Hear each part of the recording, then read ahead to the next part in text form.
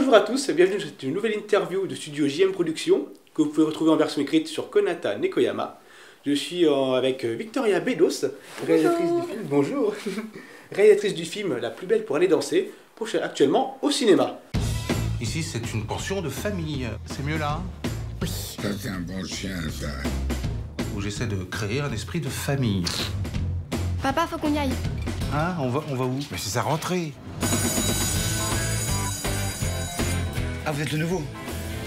Émile Durand? Oui, c'est ça. Ah, mais vous non plus, je vous connais pas. Vous vous appelez comment? Marie-Luce Bison. Marie-Luce. Pourquoi on m'aime pas?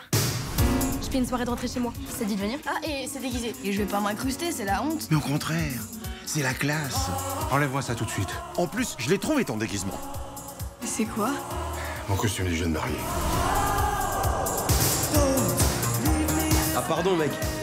Il est sexy. Ça va? Émile? Léo. Léo.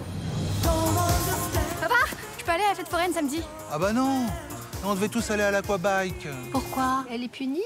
Je me rapprochais d'Émile en Léo. Et une fois qu'on se rapproche, je lui dirais que je suis Marie-Luce. C'est quand même bien tordu ton truc. Ça a un peu trop bien marché mon plan. Il m'a embrassé. Enfin, il a embrassé Léo. C'est pas drôle. Non, pardon, c'est pas drôle. Pour s'être rapprochés, on s'est rapprochés. Oh putain.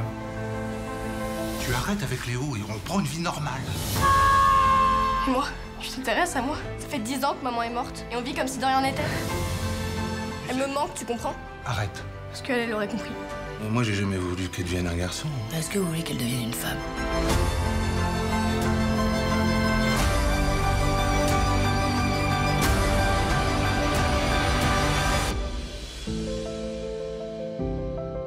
Tu peux plus lui mentir.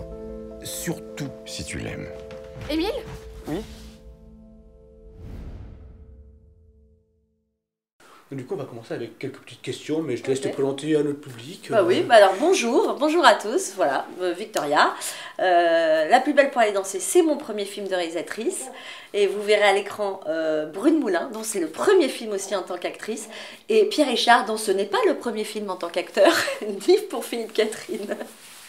Voilà, donc un beau casting et aussi une première apparition à l'écran pour Brune. Avec La plus belle pour aller danser, tu signes ton premier film en tant que réalisatrice. Quel était le défi pour toi de passer de scénariste à réalisatrice d'un coup comme ça? Bah, le défi, c'est de savoir diriger un plateau, diriger des comédiens, choisir les bons costumes, choisir les bons décors, faire un montage, le score. C'est très très complet en fait le métier de réalisatrice. Et c'est ça qui m'a excitée d'ailleurs. Mais c'est vrai que quand tu es scénariste, tu as tout un monde dans la tête. Voilà, tu fais tes personnages, tu les penses, tu les entends et tout. Mais ça reste coincé dans ta tête. Et là, en réalisant ce film, j'ai eu la chance de pouvoir concrétiser ce qui se passait dans ma tête. De pouvoir, en effet, fabriquer le film et non pas seulement le penser. Et ça, c'était un défi très, très excitant. J'ai adoré. J'ai adoré devenir réalisatrice. Une expérience très concluante en tout cas. Oui. Moi de mon côté, on a adoré à Konata Nekoyama. Avec ce film, tu abordes plusieurs thématiques, notamment les relations familiales, avec notamment Marie-Luce et la relation avec son père, sa défunte mère, l'harcèlement à l'école, ou encore aussi le fait de changer d'identité pour s'approcher des gens, Oui. notamment d'Émile. Oui. Quelle était la jeunesse de tout ce projet? Au départ, je suis partie de la volonté de raconter le mal-être adolescent. Enfin, le mal-être. Ce moment de l'adolescence où on ne sait pas trop qui on est, qui on aime, on se cherche, quoi. Et comment le raconter?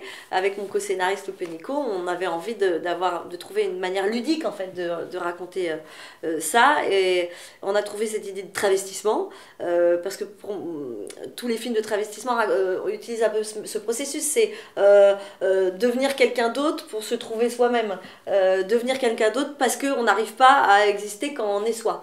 Et donc, sauf que tout ça, en plus, de manière assez ludique et de comédie.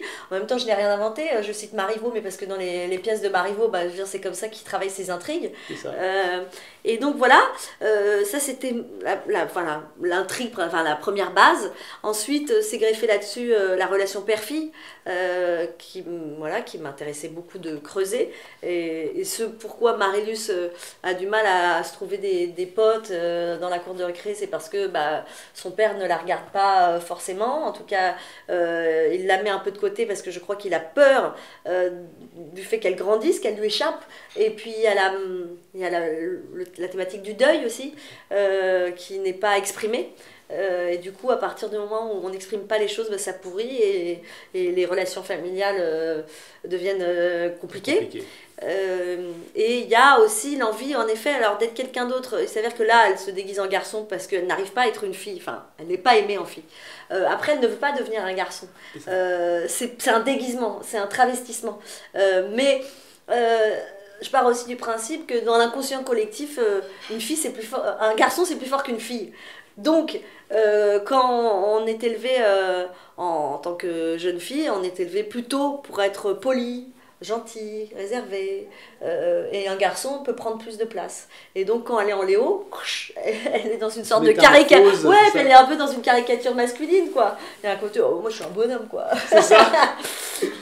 Donc voilà, c'est vraiment ce côté d'investissement, c'est une chose d'appel à la sociabilité en fait, du personnage. Exactement. Alors du coup, qu'est-ce qui t'a tout de suite plu, c'est Brune Moulin pour la prendre en tant que personnage principal du film? Ce qui m'a plu, c'est qu'elle est douée, oh, c'est qu'elle a du talent. Exactement. Et puis surtout, elle correspondait aussi au personnage que j'avais écrit. Elle correspondait à cette double personnalité. Elle savait interpréter cette double personnalité, cette double personnage, c'est-à-dire Marilus, fille réservée qui a du mal à aller vers les autres, et Léo, mec charismatique que tout le monde regarde. Et elle a réussi en casting à interpréter merveilleusement bien deux facettes d'une même personnalité. Ça, c'était pas donné. Elle a le sens du rythme, de la comédie, de la rupture. Ça non plus, c'est quelque chose qui est, je veux dire, si on l'a pas, moi je peux amener vers ça, mais enfin, c'est mieux qu'elle. C'est compliqué, ouais. Elle savait, elle me touchait quand elle était dans le drame, et puis physiquement, elle était crédible en garçon, après, du maquillage, tout ça. Mais puis je crois qu'on a quelque chose en commun, toutes les deux. C'est comme si je reconnaissais son odeur d'un point de vue animalière, je dirais mon cerniflé, et je me suis dit tiens, cette fille, je sais comment elle est faite, dans quelle matière elle est faite, je la comprends en fait. Et du coup voilà, ce fut un miracle de tomber sur elle pour interpréter ce rôle. Et tu as un lien qui s'est créé en fait, ouais, absolument. Au-delà du travail, au-delà de la relation actrice-réalisatrice, ouais. Il y a quelque chose de plus fort qui s'est construit derrière. Ouais, c'est ma petite quoi, maintenant je veux la suivre, je veux tout faire pour qu'elle continue ce métier, et j'ai une tendresse inouïe pour elle. Et ça se ressent clairement. Ouais. Et justement, elle m'en a fait part plus tôt d'ailleurs. Ah bah alors tant mieux. Je suis pas toute seule dans mon truc, c'est réciproque. Oui. Du coup, parlons un petit peu production. Ouais. Combien de temps a duré le développement du scénario jusqu'à la copie 0? Oh là là, très longtemps. J'ai commencé en 2017. D'accord. Et j'ai fini de l'écrire en 2022. Donc fais le calcul, c'est long. Ah oui. 5 ans, ouais, à peu près. Laisserai le monteur faire le calcul. Voilà, c'est ça, c'est 5 ans à peu près. Bon, ouais. Ce film a pris particulièrement du temps. Après, La Famille Bélier, j'avais mis 3 ans et demi, ce qui n'était pas rien. Mais là, bon, on était dans une drôle de période aussi. Il y a eu le confinement, j'ai eu un bébé, j'ai perdu mon papa. Tout ça, ça a un petit peu chiffonné les choses. Mais bon, c'était le temps de ce film pour être écrit. Et il fallait trouver la justesse, il fallait que je trouve la vérité de cette histoire. Ça se ressent en tout cas quand on l'a vu d'ailleurs. Clairement, on sent qu'il y avait beaucoup de travail aussi bien sur les détails que sur le scénario en lui-même, et ça se ressent. Oui, parce qu'il y a plein de petites choses dans le film. Il faut trouver l'harmonie entre le monde des anciens et le monde des jeunes. Il fallait trouver. Ça demandait pas mal d'ajustements pour que ça sonne juste. C'est ça. Un monde des anciens d'ailleurs très haut en couleur avec cette galerie de personnages d'ailleurs. Ouais, parce qu'en fait, ils sont presque plus jeunes que les jeunes, quoi. C'est ça. Ils sont plus libres dans leur tête que les jeunes. Et j'avais envie d'en parler aussi comme d'une famille nombreuse autour de Marilus. Ils sont pas là pour incarner les vieux, non, ils incarnent des personnes hautes en couleur. C'est ça. Est-ce qu'on peut mentir par amour? Évidemment, ma poupée. Non, on ne ment jamais, même par amour. Hein, pourquoi tu demandes ça? À votre avis? Ben si, moi par exemple, j'aime Roger, mais j'ai envie de coucher avec ton père. Ben, surtout depuis que Roger est chauve, hein. Je lui dis pas, et c'est par amour. Pour mentir, il faut beaucoup de sincérité, disait Giono. Plus le mensonge est gros, mieux il passe, disait Goebbels. Goebbels, non mais Odette. As-tu un message à transmettre aux gens pour donner envie d'aller voir le film? Qu'est-ce que tu aimerais leur dire en tant que réalisatrice qui porte ce projet? Alors écoutez, La plus belle pour aller danser, c'est ici. La plus belle pour aller danser, je crois que c'est un film qui vous fera du bien. Non seulement vous allez rire, mais vous allez peut-être pleurer, vous allez vous questionner. Vous n'allez peut-être pas trouver de réponse, mais en tout cas, vous aurez envie après d'aller parler à votre enfant, d'aller parler à votre père, d'aller parler à votre grand-père, votre grand-mère. C'est un film qui ouvre les cœurs et qui donne envie de danser. C'est vrai. D'ailleurs, très bon choix du film, d'ailleurs. Le titre du film en grande partie. D'ailleurs, La plus belle pour aller danser, qui fait clairement écho à la musique, d'ailleurs. Bien sûr, complètement. Eh ben, écoute, je te remercie du Merci temps que tu nous as à accordé. toi. Ça m'a fait grand plaisir.